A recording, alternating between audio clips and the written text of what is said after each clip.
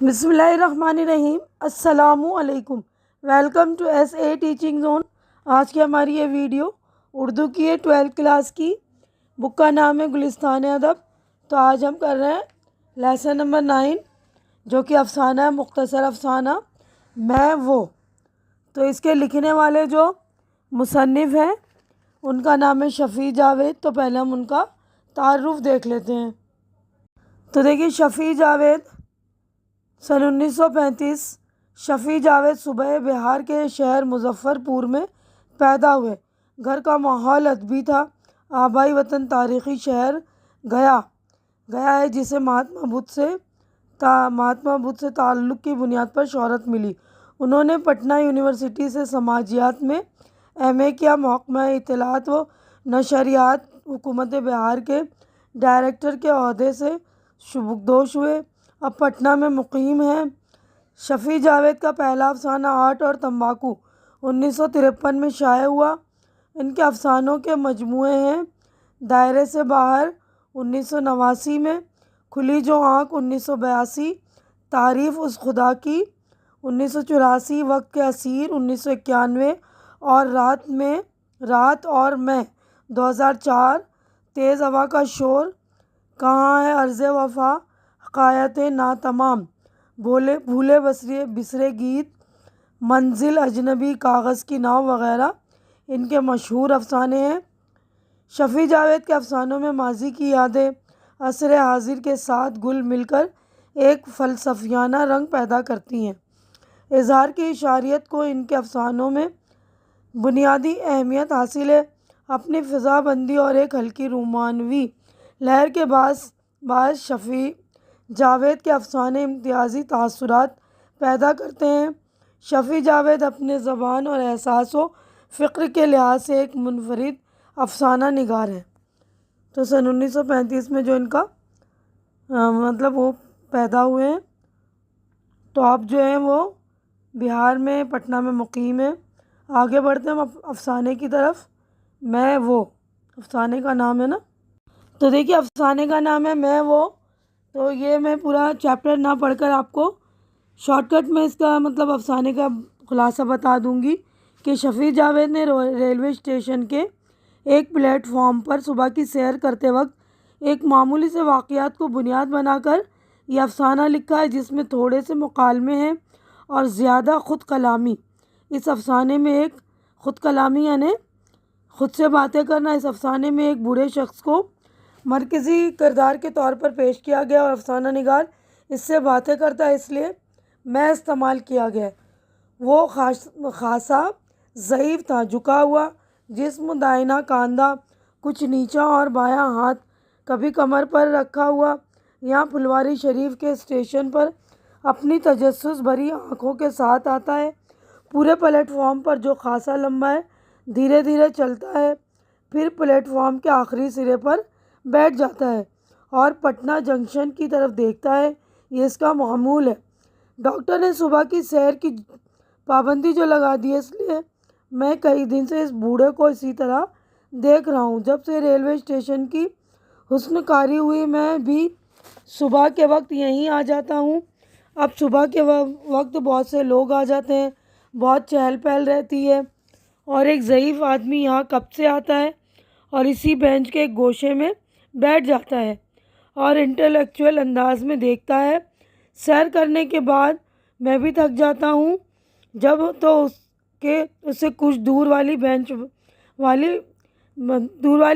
پر بیٹھ کر اخبار پڑھنے لگتا ہوں۔ وہ میری طرف نہیں دیکھتا ہے یا پٹنہ جنکشن کی طرف، جیسے کسی کا انتظار ہو۔ جب صبح کی گاڑیاں چلی جاتی ہیں تو دھیرے دھیرے اٹھ کر پان کی دکان پر جاتا ہے اور پوچھتا ہے کہ آرا کی ٹرین کب آئے گی۔ پان والا ہنس دیتا ہے اور روز کی طرح کہتا ہے، بابا وہ تو گئی، کب چلی گئی، لیکن میں تو یہیں بیٹھا انتظار کر رہا تھا۔ اور پان والے کے جواب نہ دینے پر وہ دوبارہ پوچھتا ہے۔ پان والا کہتا ہے، اب کل آنا بابا۔ یہی اس کا معمول ہے۔ میں اس سے ٹرینوں کی آمد و رفت پر بات کرنے لگا۔ پھر بات کا سلسلہ آگے بڑھا۔ بوڑھے نے مجھ سے پوچھا، کیا سوچ رہے ہو؟ میں نے بتایا کہ میں یہ سوچ رہا ہوں کہ آپ یہاں کیوں آتے ہو۔ میں اپنے آپ کے لیے آتا ہوں۔ ایک وقت ایسا بھی آتا ہے بیٹا، سمجھ لو گے جب تم پر ایسا وقت آئے گا۔ میں تو جیون کا تیرتھ یاتری ہوں، لیکن شاید جہاں پہنچنا تھا وہاں پہنچ نہیں پایا، شاید راستہ بھٹک گیا، لیکن انترآتما وہی ہے، یاتری کی انترآتما۔ میں یعنی مضمون نگار جو ایک دن میں اس کی جگہ لے لیتا ہوں، یعنی مضمون نگار جب بوڑھا ہو گیا تو وہ اب اس کی جگہ، بوڑھے کی جگہ لے رہا ہے۔ بینچ پر بیٹھ کر پان والے سے وہی سوال کرتا ہوں، پان والے کے آئینے میں میری بوڑھی صورت ایک لمحے کے لیے چھلک جاتی ہے۔ دھوپ اب جگہ جگہ پھیلنے لگی ہے، نئے دن کا آغاز کے دوسرے آغاز اور نیا اختتام، کوئی نیا مستقبل، سب کچھ بدلتے آسمان میں سمٹنے لگا ہے۔ یعنی اس مضمون کا جو تھیم ہے وہ ہے کہ اس افسانے میں بدلتی ہوئی دنیا اور انسانی زندگی کی پیچیدگیوں کو ایک ضعیف اور ایک جوان کے کردار میں پیش کیا گیا ہے کہ ایک دن کے بعد دوسرا دن آتا ہے اور پھر ہم نئے مستقبل کی تمنا کرتے ہوئے ماہ و سال گزارتے ہیں۔ تو یہیں پر جو ہمارا یہ افسانہ مکمل ہو گیا۔ دیکھیے شفیع جاوید اس کے لکھنے والے جو رائٹر ہیں، مصنف، ان کا نام ہے۔ آگے بڑھتے ہیں ہم، یہ والا پیج ہمارا ہو گیا مکمل۔ تو آگے جو ہے ہمارا مشق ہو گئی ہے اسٹارٹ۔ تو دیکھیے یہاں پر ہے لفظ و معنی۔ تو لفظ معنی میں پہلا لفظ ہے تجسس، جاننے کی خواہش، جستجو۔ ترحم، رحم دلی، مہربانی۔ تیرتھ یاتری، کسی مقدس مقام کی زیارت کے لیے جانے والا۔ انترآتما، ضمیر، روح، باطن۔ بے ریا، بے لوث، جس میں کسی طرح کا کھوٹ نہ ہو۔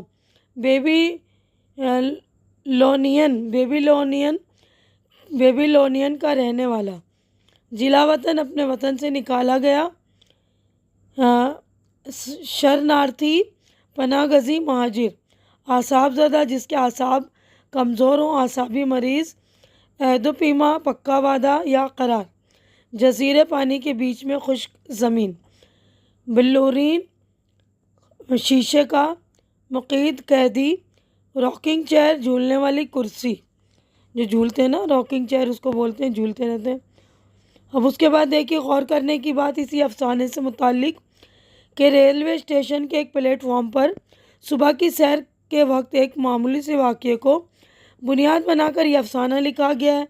تھوڑے سے مکالمے اور زیادہ خود کلامی، یعنی کچھ مکالمے، کچھ ڈائلاگز ہیں اور زیادہ جو اپنے آپ سے بات چیت۔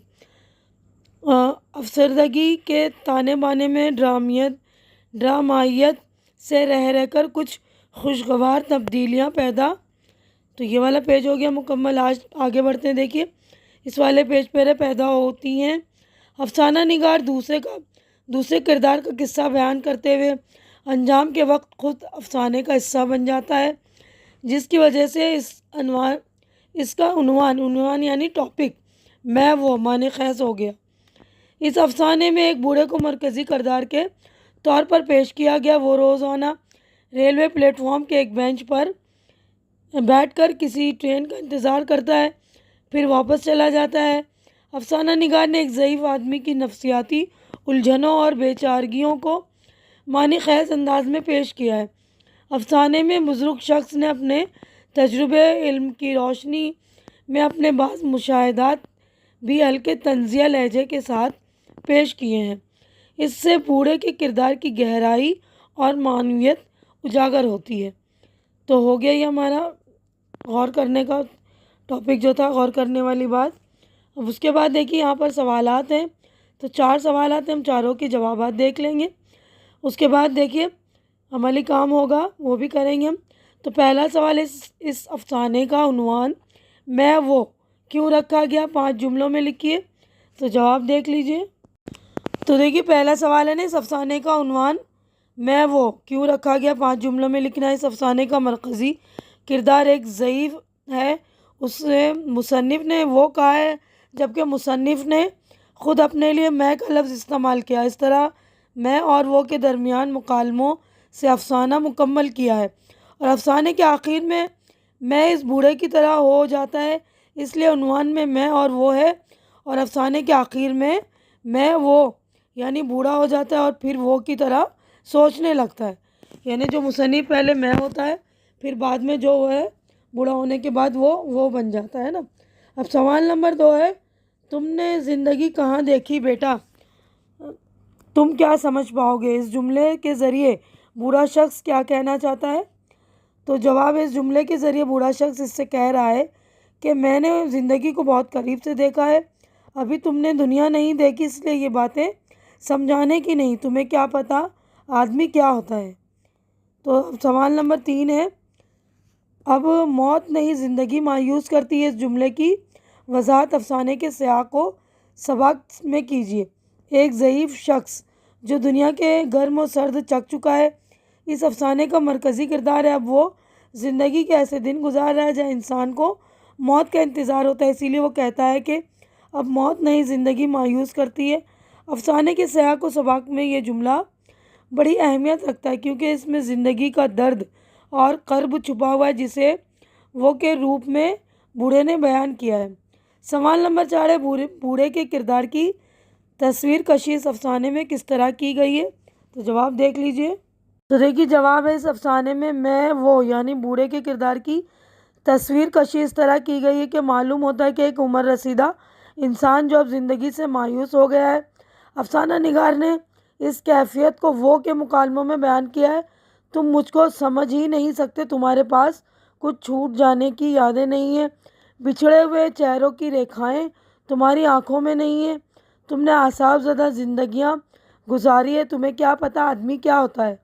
یہ ضعیف شخص کئی نفسیاتی الجھنوں میں مبتلا ہے، زندگی سے تنگ آ کر کہتا ہے میں تو جیون کا تیرتھ یاتری ہوں، انتر آتما کا تیرتھ یاتری۔ اس طرح بوڑھے شخص کے کردار میں ایسے انسان کی تصویر کشی کی گئی ہے جو مختلف نفسیاتی الجھنوں اور بے چارگیوں کے ساتھ جی رہا ہے، جو زندگی سے مایوس ہے۔ افسانہ نگار نے مکالموں کے ذریعے اس ضعیف شخص کی عکاسی کی ہے جس کے پاس زندگی کے تجربوں کا علم اور مشاہدات کی روشنی ہے۔ تو یہ ہمارے چاروں جوابات ہو گئے مکمل۔ تو اب دیکھیے یہ ہے عملی کام۔ تو عملی کام کا سوال ہے، اس افسانے کا پلاٹ اپنے لفظوں میں لکھیے۔ تو جواب دیکھیے، افسانہ میں اور وہ کا پلاٹ کچھ اس طرح ہے کہ ایک بوڑھا شخص پھلواری شریف کے اسٹیشن پر آ کر خاصے لمبے پلیٹ فارم کے آخری سرے سے پہلے ایک بینچ پر بیٹھ جاتا ہے اور پٹنہ جنکشن کی طرف دیکھتا رہتا ہے، شاید اسے کسی کا انتظار ہے۔ اس پلیٹ فارم پر افسانے کا مصنف میں بھی صبح کے وقت آ کر بینچ پر بیٹھتا ہے۔ جب سے ریلوے اسٹیشن کی حسن کاری ہوئی ہے، یہاں مردوں، عورتوں اور بچوں کا ہجوم لگا رہتا ہے۔ صبح کے وقت اکثر لوگ یہاں گھومنے آ جاتے ہیں۔ کچھ دیر بیٹھنے کے بعد وہ اٹھتا ہے، وہ آہستہ آہستہ قدم چل کر تھکی ہوئی آواز میں پان والے سے پوچھتا ہے آرا کے لیے ٹرین کب آئے گی؟ پان والا ہنس دیتا اور روز کی طرح کہتا بابا وہ تو گئی۔ کب چلی گئی؟ میں تو بیٹھا انتظار کر رہا تھا۔ پان والا اس کی بات کا جواب نہیں دیتا، یہ روز کا معمول ہے۔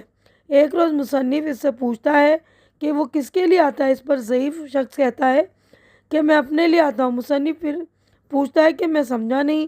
ایک وقت ایسا بھی آتا ہے کہ بیٹا سمجھ لو گے، جب تم پر ایسا وقت آئے گا تو میں جیون کا تیرتھ یاتری ہوں، لیکن